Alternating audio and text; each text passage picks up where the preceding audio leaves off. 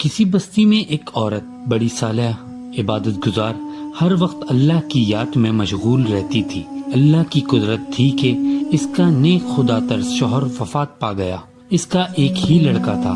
اس نیک دل عورت نے اس لڑکے کی بڑی اچھی طرح پرورش کی، بہت اچھے سے پالا، تعلیم بھی اچھی دلائی۔ لڑکے نے جب دنیا کے میدان میں قدم رکھا تو ہر طرف اس کے حسن سلوک کے چرچے ہونے لگے۔ شریف لوگ اس کو عزت کی نگاہ سے دیکھتے، بیوہ عورتیں اس کو دعائیں دیتی، وہ غریبوں سے ہمدردی کرتا، خیرات صدقات دیتا۔ غرض اس کی بستی میں کوئی ایسا فرد نہ تھا جو اس سے خوش نہ تھا۔ اس کی بستی والے ایسے نیک لوگ تھے کہ ہر گھر سے قرآن پاک کی تلاوت کی آواز آتی تھی، مساجد میں درس قرآن اور اللہ کے ذکر کی مجلس ہوتی تھی۔ اس بستی کا ہر گھر جنت کا نمونہ تھا۔ یہ لڑکا دیہات سے باہر شہر میں آنے جانے لگا۔ کچھ بے حیا عورتوں پر اس کی نظریں پڑنے لگی اور آہستہ آہستہ اس کی دوستی نیکوں سے ہٹ کر بدوں سے بڑھنے لگی۔ پھر وہ راستے سے بھٹک گیا۔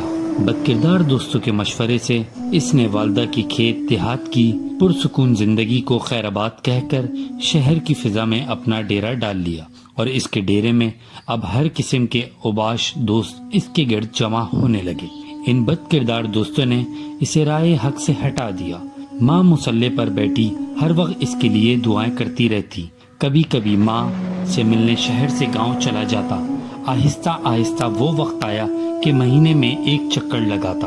اسی اثنا میں اس کے بد کردار دوستوں کے ذریعے اس کی دوستی ایک بد کردار عورت سے ہو گئی، اور وہ اس قدر دیوانہ ہو گیا کہ اپنے باپ کی جائیداد فروخت کر کے اس پر لوٹاتا رہا۔ آخر وہ وقت آ گیا کہ وہ عورت جس نے اپنے نیک دل شوہر کی زندگی میں کبھی کوئی دکھ نہ دیکھا تھا، اب دوسروں کے گھر میں مزدوری کرنے لگی۔ بیٹا جب کبھی گاؤں آتا تو ماں مزدوری کے پیسوں سے بیٹے کو گھی لے کر دیتی، کوئی چیز بنا دیتی اور دعاؤں کے ساتھ رخصت کرتی۔ کافی عرصہ گزر گیا، لڑکا ماں کو ملنے نہ آیا۔ ماں بیٹے کی جدائی کی وجہ سے اپنے ہوش و حواس کھو بیٹھی تو وہ دوڑ کر دروازے پر جاتی، بے ساختہ کہتی، میرے بیٹے تم آ گئے، بیٹے تم نے اتنی دیر کیوں لگائی؟ اس طرح وہ فرمائش پوری نہیں کرے گا اور خود ہی جان چھوٹ جائے گی۔ اس بد کردار عورت نے یہی فرمائش کی۔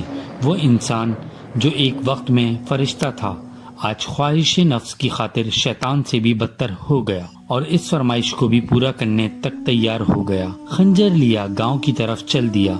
عرصہ دراز کے بعد جب یہ بدنصیب دروازے پر پہنچا، آواز دی۔ ماں خوشی سے دروازے کی طرف بڑھی اور بیٹے کا منہ سر چوما اور سینے سے لگایا۔ اس بدبخت نے خنجر نکالا اور ماں کے سینے پر مارا۔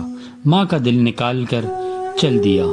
آسمان پر اندھیرا چھا گیا، فرشتوں نے بددعائیں دیں، ظلم نے انتہا کر دی۔ بد کرداروں کا یار بدکار عورتوں کے مکان پر پہنچا تو ماں کا دل اس کے سامنے کیا۔ اس عورت نے کہا، تو اپنی ماں پر ایسا ظلم کر سکتا ہے تو معلوم نہیں میرے ساتھ کیا سلوک کرے، اس لیے یہاں سے نکل جا۔